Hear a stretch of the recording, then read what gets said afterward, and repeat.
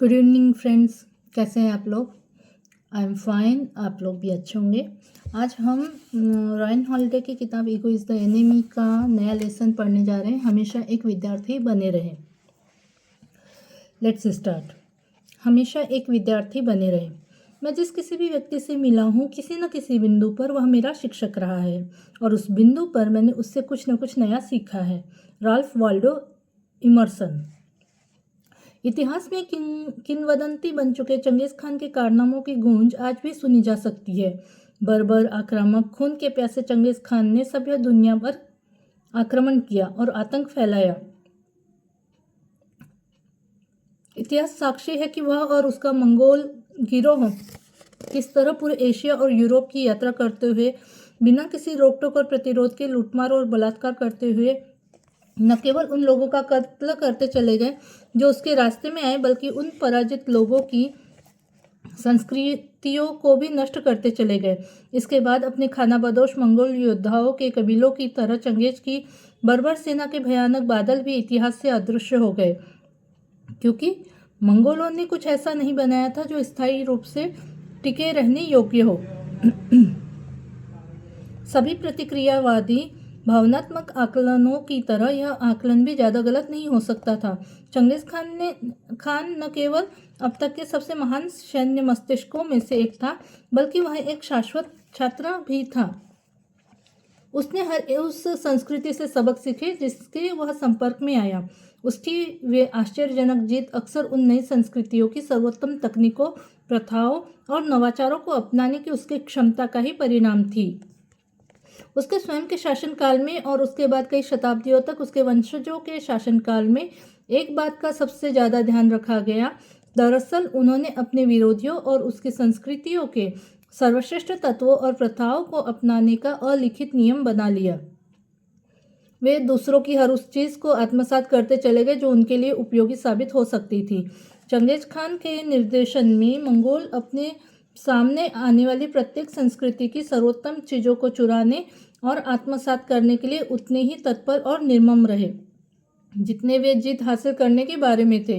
हालांकि निश्चित रूप से मंगोलों ने कोई तकनीकी आविष्कार नहीं किए, किसी सुंदर इमारत का निर्माण नहीं किया और मंगोलों ने किसी तरह की महान कलाकृतियों का निर्माण भी नहीं किया, किंतु प्रत्येक युद्ध और दुश्मन का सामना करने के साथ उनकी संस्कृति ने कुछ न कुछ नया सीखा और नए सबकों को आत्मसात किया।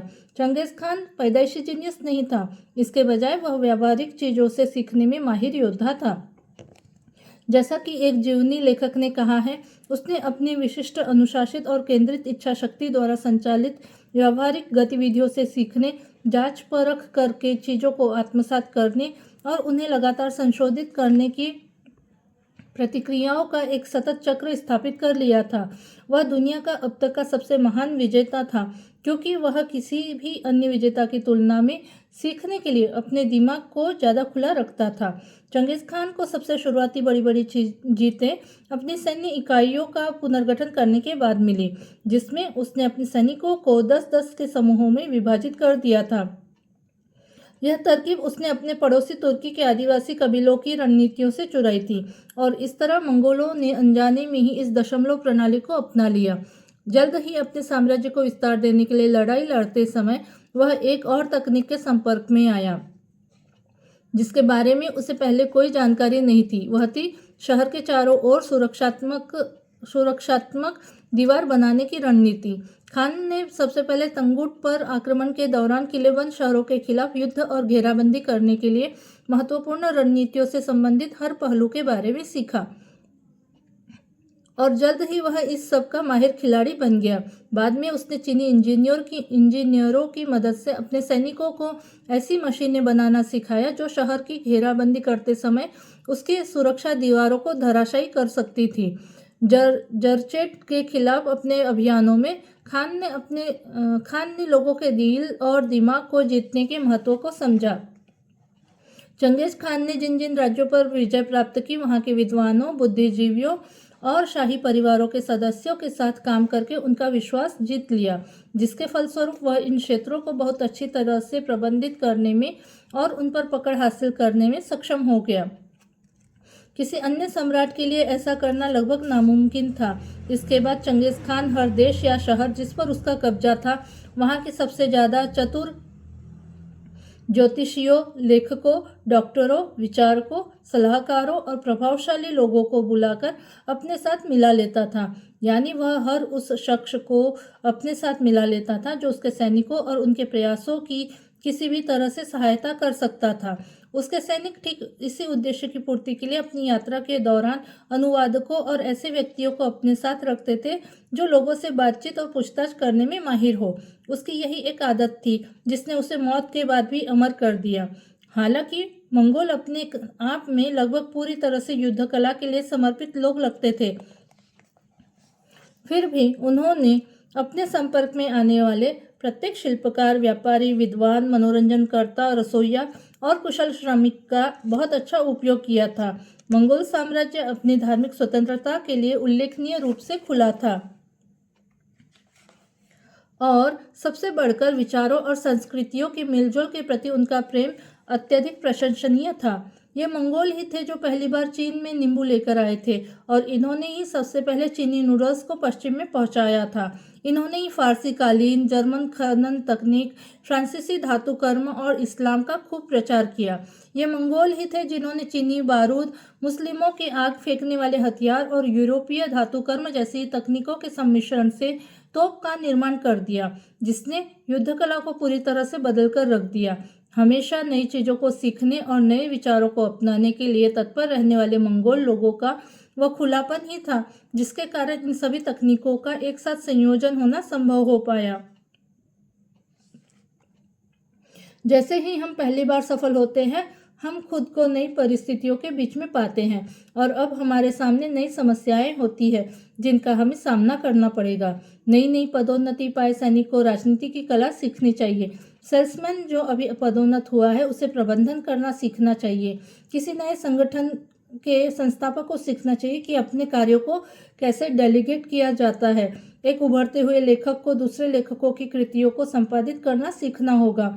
सफलता की सीढ़ियां चढ़ते कॉमेडियन को सीखना होगा कि अभिनय कैसे किया जाता है। एक सफल रसोइया को रेस्टोरेंट संचालक बनना चाहिए और सीखना चाहिए कि घर के दूसरे हिस्से कैसे संचालित किए जाते हैं। यह एक हानि रहित घमंड नहीं है। हाइड्रोजन बम को विकसित करने में मदद करने वाले भौतिक विज्ञानी जॉन व्हीलर ने एक बार गौर किया था कि जैसे जैसे हमारे ज्ञान के टापू का विस्तार होता जाता है, वैसे वैसे हमारी अज्ञानता के तट का भी विस्तार होता जाता है। दूसरे शब्दों में, चंगेज़ खान को होशियार बनाने वाली प्रत्येक जीत और उन्नति ने उसकी उन नई परिस्थितियों से भी भिड़ंत करवाई जिनका उसने पहले कभी सामना नहीं किया था। यह समझने के लिए एक विशेष प्रकार की विनम्रता की आवश्यकता होती है कि आप कम जानते हैं। जैसे ही आप इसके बारे में जान जाते हैं कि आप कम जानते हैं, तो आप ज़्यादा से ज़्यादा ग्रहण करने लगते हैं। यह कथन सुकरात की बुद्धिमत्ता को याद दिलाता है, जो इस तथ्य में निहित है कि सुकरात इस बात को जानते थे कि वह लगभग कुछ भी नहीं जानते थे। जैसे जैसे हम उपलब्धियां हासिल करते जाते हैं, वैसे वैसे यह दिखावा करने का दबाव भी बढ़ता जाता है कि हम सच में कितना जानते हैं, उससे ज़्यादा जानते हैं। इस तरह दिखावा करने की चाह कि हम पहले से ही सब कुछ जानते हैं। साइंटिया इनफ्ला, ज्ञान गुब्बारे की तरह फूलता है। यही चिंता और जोखिम की बात है, यह सोचकर कि हम ठीक से सेट और सुरक्षित है, जबकि वास्तव में समझदारी और विशेषज्ञता निरंतर प्रवाहमान होती है। निरंतर सुधार की एक सतत प्रक्रिया होती है। 9 बार के ग्रैमी और पुलित्जर पुरस्कार विजेता जैज संगीतकार विंटन मार्सालिस ने एक बार एक होनहार युवा संगीतकार को संगीत के आजीवन अध्ययन के लिए आवश्यक मानसिकता पर सलाह दी। विनम्रता सीखने को प्रेरित करती है क्योंकि यह उस अहंकार को पीछे हटने के लिए मजबूर कर देती है जो एक आदमी को अंधा कर देता है। यह आपको स्वयं को प्रकट करने के लिए सत्य के लिए खुला छोड़ देती है। आप अपने तरीके से खड़े नहीं होते हैं। क्या आप जानते हैं कि जब कोई वास्तव में विनम्र होता है तो आप कैसे बता सकते हैं? मेरा मानना है कि एक सरल परीक्षण है, क्योंकि वे लगातार देखते और सुनते हैं। इससे उनकी विनम्रता में और सुधार होता जाता है। वे इस बात में विश्वास नहीं करते, मुझे रास्ता पता है। इससे कोई फर्क नहीं पड़ता कि आपने अब तक क्या किया है। बेहतर होगा कि आप अभी भी एक छात्र बन जाए। यदि आप अभी भी नहीं सीख रहे हैं तो आप पहले से ही मर रहे हैं। केवल शुरुआत में छात्र होना ही पर्याप्त नहीं है। यह एक ऐसी स्थिति है जिसे जीवन भर के लिए ग्रहण करना होता है। हर किसी से और हर चीज़ से सीखे, उन लोगों से जिन्हें आप हराते हैं और उन लोगों से जो आपको हराते हैं, उन लोगों से जिन्हें आप नापसंद करते हैं, यहाँ तक कि अपने कथित शत्रुओं से भी। जीवन में हर कदम और हर मोड़ पर सीखने का एक अवसर मौजूद होता है, और भले ही सबक पूरी तरह से उपचारात्मक हो,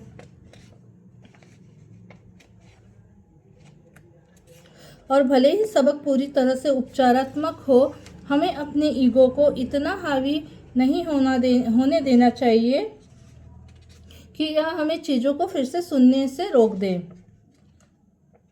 जीवन में हर कदम और हर मोड़ पर सीखने का एक अवसर मौजूद होता है, और भले ही सबक पूरी तरह से उपचारात्मक हो, हमें अपने ईगो को इतना हावी नहीं होने देना चाहिए कि यह हमें चीज़ों को फिर से सुनने से रोक दे। बहुत बार अपनी खुद की बुद्धिमत्ता के प्रति आश्वस्त होकर हम एक ऐसे कंफर्ट जोन में रहने लगते हैं जो ये सुनिश्चित कर देता है कि हम कभी भी अपने आप के बारे में बेवकूफ़ महसूस ना करें, और जो हम जानते हैं उसके बारे में जानने या उस पर पुनर्विचार करने के लिए भी कभी चुनौती ना दें। यह हमारी समझ में मौजूद विभिन्न कमजोरियों को देखने से रोक देता है, जब तक कि अंततः मार्ग को बदलने के लिए बहुत देर नहीं हो गई होती है। यह वह जगह है जहाँ शांत रहने और निष्क्रिय रहने के लिए टैक्स लिया जाता है।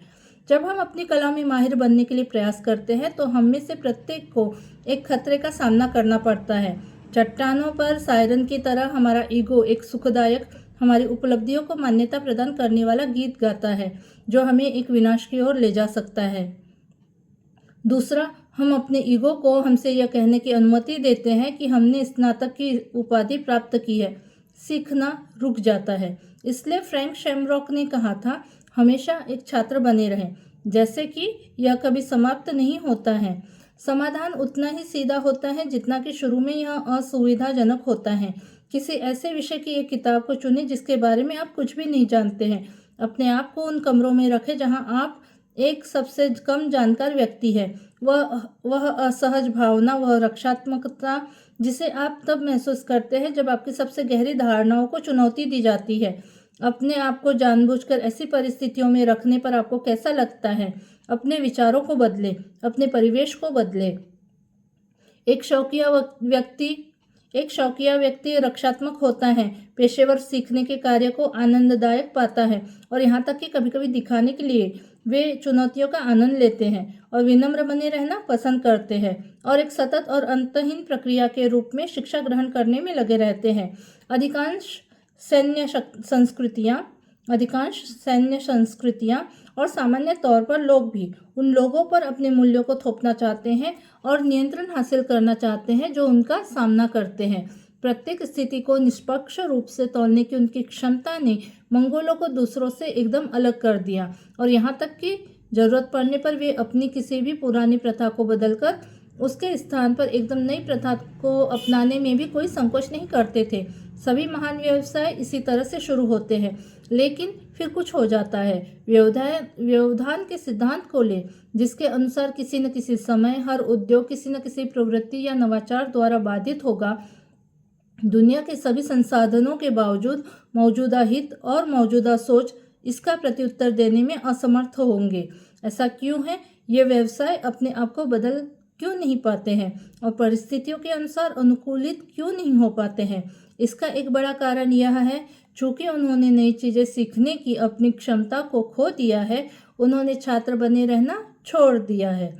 दूसरा कारण, आपके साथ ऐसा इसलिए होता है क्योंकि आपका ज्ञान क्षणभंगुर है।